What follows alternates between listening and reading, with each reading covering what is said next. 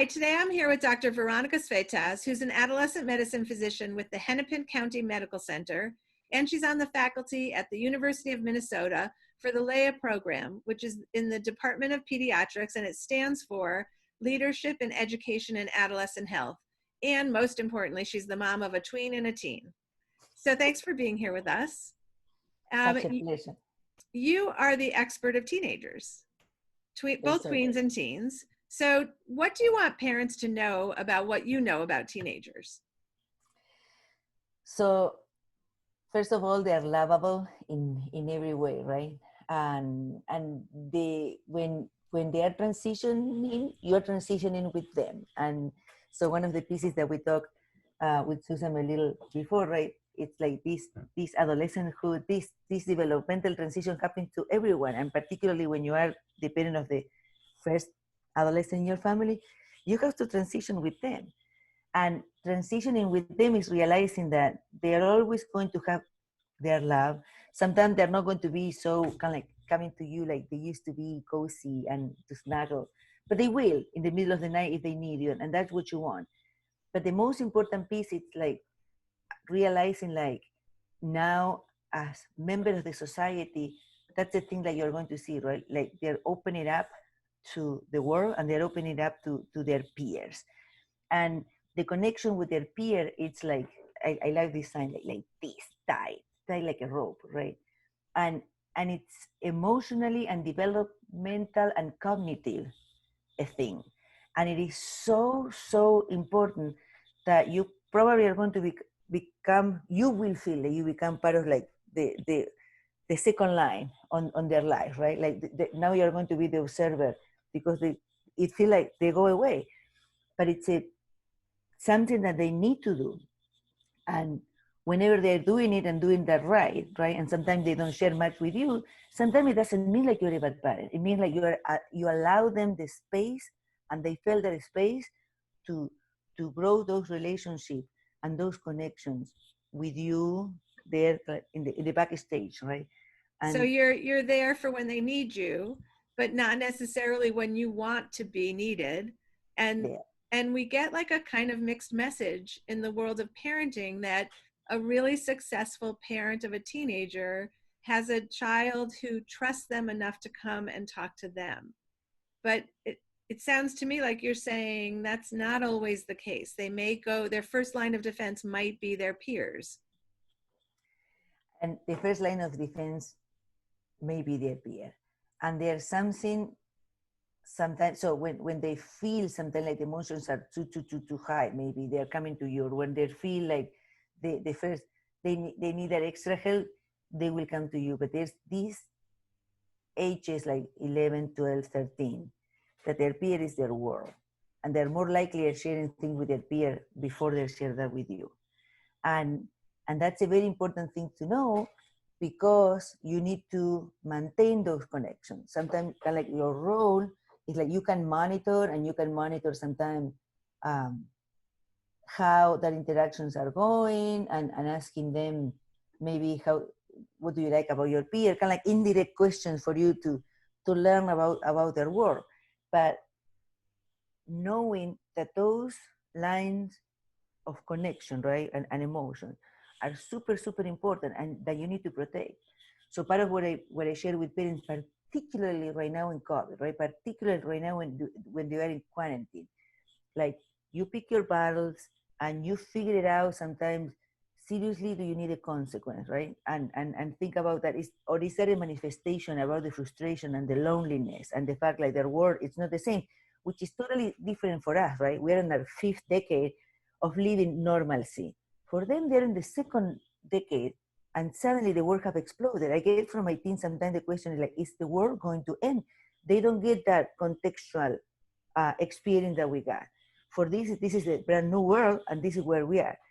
So maintaining friends, it's like our role somehow. We protect those lines, right? They create the line. We are the protector of the line. We are the standing rock of the connection. And so if you need a consequence, you can tell to them, well, we need to think about money spent, who knows, or if we're going to buy food outside, whatever. And first of all, I will ask you, do you need a consequence during this time? But the thing is, You do mean that not, you might just say to yourself, I'm going to overlook it because it's so stressful right now. totally. And also we need to have that lens. It's like most of the time, children and teens, it's a reactionary thing, right? And sometimes it's like, what's more important is the conversation. Okay, let's sit here. Let's think about what's going on, because I can see you acting differently. And I wanted to make sure, like, what are you really feeling? What can we do differently? So those conversations that today are the far more important thing, more like the consequence, because nothing is normal. So, but the other piece is like, even if you feel, okay, they need to hear that there's boundary, and that we're also parenting, because if not, the anxiety that is still here, they will go to the roof, right? So sometimes they might need to say, okay, enough. We need something. Do not take the cell phone out, or the PlayStation out. Is that what they're using to connect with the friends? Because the friends at this moment are the sort of like the lifeline, the connection, the outlet, how and whatever keeps them grounded, and that ability for them to feel connected to their peers, even in this stressful time, it's key. Somehow they have also reinvented the way that they were connecting to each other, like what they were doing on the playground, playing. They're doing that, like PlayStation. My 14-year-old, they were barely now playing on PlayStation, and right now, and they're playing Minecraft. And he would laugh and say, like, who would have thought, and play Minecraft again? But it's because all the friends, and they're having fun and laughing, like, and pretending like they're 10-year-old again. Let them. There's nothing else. And we want to keep them safe, right? And we want them to be quarantined and protected from the virus as much as we can. Well, they need to recreate and feel their community again in a different way. So what I've been telling parents is like, look at other ways of teaching them a consequence if you really need to. But also that piece, right? Like, so when things get too much out of control, they need to feel like the parent is there guiding, right? So however you wanted to guide, or with the consequence, or with the conversation one-to-one, say, hey, we need to talk. You choose. So you said something about letting them ground themselves with their friendships. And I'm going to say, as opposed to grounding them by taking it away, we want to do just the opposite, right? I think that's what you're saying. Like this notion of when we used to say to, there was this whole, like, you're grounded and you can't be with your friends.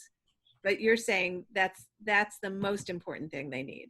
That's the most important thing they need. And so I remember a child in a different way. As a parent, you need to look at those things, like be mindful and be careful.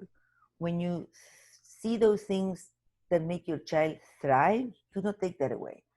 I remember this child needed to exercise, and he was like wrestling with health, but he loved his bike, and he's biking all around the neighborhood. And when mom was giving it the consequences, he was giving the bike. And I'm like, no, that's what helps him and will make him thrive. Do not take that away. Well, in this case, and in many, many cases, even without the quarantine, it's his friends. So I understand that's what it hurts the most, right? But particularly at that age, when you are 11, 12, 13, then they come back to you, right? And then you have like more like a shared world when they get the abstract thinking. But in that age, well, I just want to friends, say, I want to add that I don't think it's everyone from 11 to 13. Like for some, it goes on till 15 or 16. So yeah, don't if your yes, kid's still doing it, don't feel like there's something wrong. yes, totally. And each child is different, and each family is different. So that it's exactly. Thank you for clarifying that, because that's it. But it's when you feel, or maybe because that's when the transition starts, right? Like when the friends are so important. I don't want you to feel, and I want to reinforce that, like, parents are super important, and you're all, and that connection that you build, it's what allows them kind of to go out and to recreate the same relationship that they felt with you, right? So what they're doing is like they are recreating a safe relationship with their friends, the same way that they created with the parents. It's just like sometimes they keep that kind of like protected, and but they know that you're there. And I always have, and this is the challenge, right? Because my Pablo will always come back to me at 1 a.m. or sometimes 2 a.m. when he can't fall asleep, and I say, "Mom, I need to talk," and then you need to be ready. And people are talking about like catch the moment, right? So when they come to you, you drop everything and you turn, and whatever you're doing goes out, because that's sort of like the moment. And when people talk about the teachable moment, well, this is the connectionable moment, and that's what you want. So That's one of exactly the what you want. so one of the things that you're saying makes me think about the fact that it's not a mutual relationship. Like as a parent, when your kid makes you feel hurt because they're not bringing you into the conversations they're having with their friends, that's because we think there's some kind of mutuality. But I think you're saying that that's not a healthy expectation. I think it's it's not a healthy expectation for the parents, and not that it will set up for failure, but it will set up for hurt, right? For when in reality it's we it's the way that you're saying you need to have the channel is there and the connection is there. It's sort of like it's more invisible than before, and when they needed you the most, they will come back, right? And they will feel it, but sometimes you will not feel it in the way that you were that you were experiencing that connection. And we were talking about the doggies and how amazing are the doggies during this time, because then you can get all the love and cuddles and kisses right for the doggie. Perfect. I have my doggie. I call him my baby for a reason. So, but here the relationship is different. So we developed this model just to help parents with that piece, because one of the first things that we were saying to the parents as the family were going into adolescenthood, we were telling to the parents, do not take it personal. Do not, and we all say that, right? But when you're it, like with me, with my Pablo in the last 2 or 3 years, right? You feel like, do not take it personal, do not take it personal. And that's how like you coach yourself. And talking about coach, the way that we felt that we could somehow exemplify how the relationship will change, it's using the term coach. Because when you're a coach, when you're mentoring someone, coaching someone around sport, coaching someone in whatever you are coaching, right?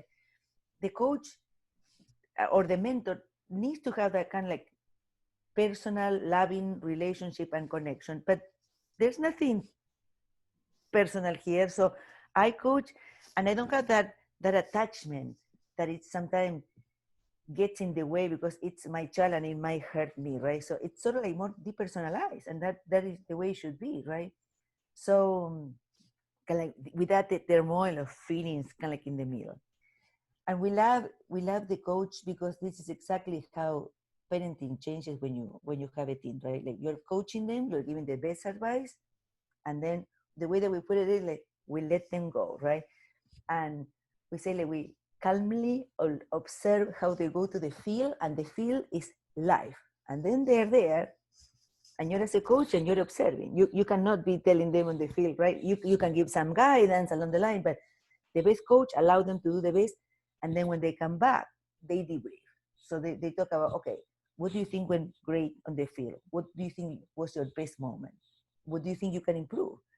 And a coach is sort of like inspirational. It's not judgmental, and create that growth, that space for growing, kind of like without hurting. We're talking about kind of like the good coach, right? And the good role model, mentor. And no, he doesn't get it personal. He doesn't get things in between. And we feel like that's a great way. It's a great metaphor for parents to understand how things are going to change during this transition. I think it also sets out realistic expectations. So it's just that scenario is a win-win for everybody and a great way to end. And Dr. Veronica Svetas, thank you so much for your advice.